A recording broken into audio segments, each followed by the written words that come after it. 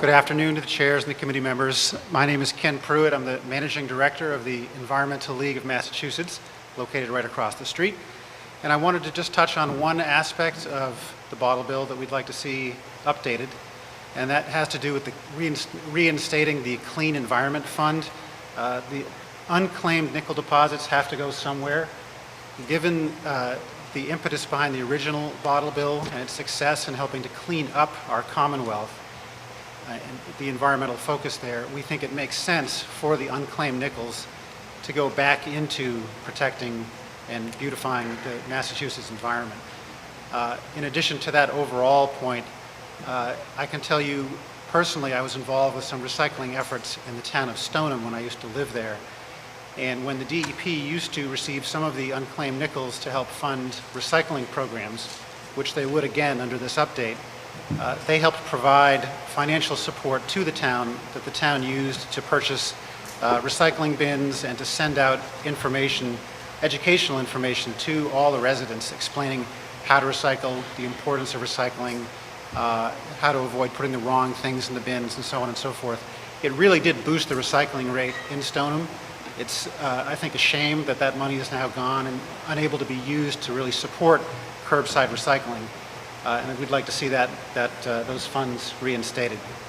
And as the last speaker in the panel, I'd like to open it up in case you have questions for panelists. Oh, Phil is going to, I'm sorry.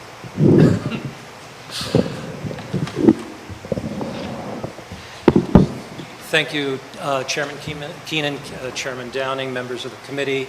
Thank you for this opportunity to testify. My name is Phil Sego, and I'm here on behalf of the Massachusetts Sierra Club. I did want to mention one thing, that if you combine the memberships of the organizations here, it totals to over 250,000 individuals in the Commonwealth. The first thing that I wanted to address is the claim that this in some way parallels curbside recycling. Now, earlier today we heard from Commissioner Kimmel, who said that in many cases there's up to 35 or 40% recycling rates in some of the communities. There's also in many, unfortunately too many of our communities, particularly the larger ones, only 11%, which includes Boston, Lowell, and Springfield. Because of the large populations, it drags down the overall recycling rate of non-covered beverages to 22%. So of the top pie chart that you see here, this is the bottle bill. The bottle bill, 70% are redeemed, another 10% approximately come back through blue bins and recycling bins. Of non-deposit containers like water bottles and juice bottles, only 22% on average across the Commonwealth come back. So the reason why, and our big motivator to implement these other beverages into the bottle bill, is simply because of this tremendous disparity.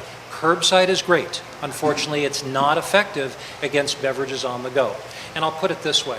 If you know that there's a lot of bottles littered at the park down the block from you, putting more recycling bins in your living room is not going to change that fact.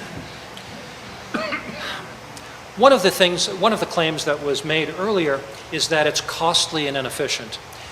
We've heard numbers today. We've heard $58 million that it would cost industry. We've heard $60 million earlier. I heard $100 million. Maybe later we'll hear $200 million.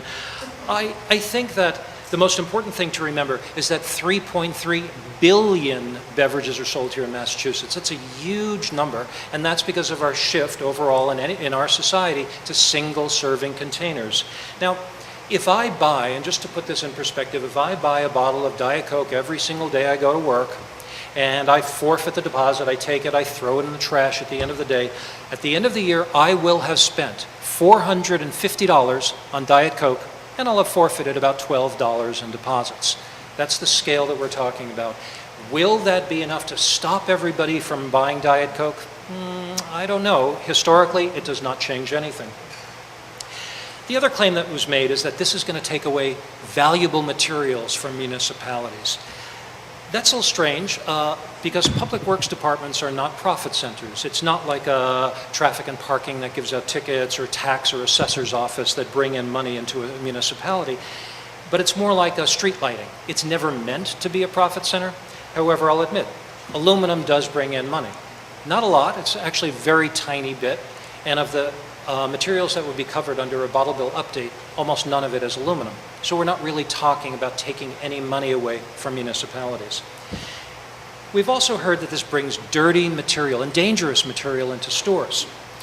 Earlier this year, I phoned about 70 or 80 municipalities across the state to see what violations, health code violations, if there were any hazmat teams brought out to any supermarkets or any redemption centers as a result of either too much dirt or vermin or needles or anything like that, and I found none. Now, if the industry has a history of health code violations, they should be working with their local health commissioners. In reality, I've gone to Stop and Shop, I've gone to Martinetti's, Cappy's, Hannaford's, Big Y, Star, Shaw's supermarkets, and many other liquor stores, and they're all clean. I'll have to say that every one that I visited is an example of keeping their redemption center spotless. Even the dirtiest one I found was incredibly clean. So that is, that's something that you may want to take into account. The claim that the system is rife with fraud. I don't know if you remember, about 5 years ago, the state of California determined that there was organized crime that was trucking in empties from, I think it was Arizona. There was a study done subsequent to that. Why is the California system susceptible to fraud? And what this study showed is that the California system is very different from anybody else's. What they need to do is adopt something more like the Massachusetts system, which is not plagued with fraud. And the level of fraud that was theorized in this report from looking at the data that was available was approximately 2.5%. If the fraud, and a lot of that is frictional fraud, people buying something in New York and returning it here, not taking into account people buying beverages here and returning them in New York. But just anybody who buys a beverage in one state, whether or not they have a deposit, and bringing it back here is called fraud. The state of Massachusetts is the one that winds up bearing the brunt of that fraud. And we have found that, it has been found that there are so many ways to eliminate fraud. Number one, have your neighbors around you enact updated bottle bills. We did that. New York, Connecticut, Maine have all enacted updated bottle bills. Maintain separate inventories. Coke, Pepsi, almost all the major bottlers have different barcodes, so that's not a problem. There are some companies that don't have separate barcodes. Up in Maine, what they need to do is put a box around the Maine redemption fee. That solved the problem up in Maine. Admittedly, Maine did have a problem with over-redemption, particularly among juice containers. They solved that problem within a few months of the bill. They now have an exemplary program with very, very low fraud, and they are doing a tremendous job at recycling. Should we switch to a comprehensive recycling system and get rid of the bottle bill? That's been said over and over. What about cigarette butts? What about napkins and paper cups and all these things that we find too often by the side of the road? Well, we have to remember that the bottle bill is a recycling, conservation of needed material. It's a jobs bill. It's an anti-litter bill at the end of all those. One of the nice things about it is that we get needed materials. Now, I don't want to jump to conclusions, but I don't know if there's a need for recycled cigarette butts. There is a mechanism for enforcement, and many municipalities are becoming more active in enforcement. But more than that, one of the reasons why litter seems to be increasing is that the Clean Environment Fund, which used to educate people on recycling and educate people about litter control, has unfortunately been taken out of the picture. Once this body reestablishes the Clean Environment Fund, that should be more than adequate in helping decrease the tremendous amount of litter that's moving through our system. And lastly, I did want to say that I did quite a bit of research on the claim that new containers won't fit. That if this bill is passed, havoc will break out because the supermarkets and the various markets that have the machines from Tomra or Invipco will not fit in their machines.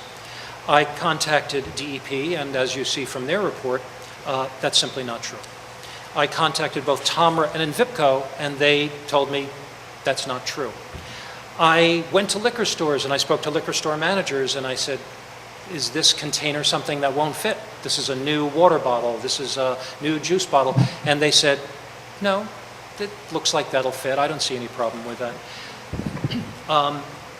In short, There may be some containers that may be non-compliant with this machinery, and of course I encourage this committee to query the two machinery providers, Envipco and Tomra, and find out directly from them if any specific container that you're concerned about will not fit. In closing, I'd like to thank this committee very much on behalf of the Sierra Club and on behalf of my fellow environmental organizations, and we all urge this committee to consider this bill and give it a favorable rating. Thank you very much. Thank you all. Let me see if there's any questions from the panel. Relatively quiet today. No questions. Thank you so much for coming.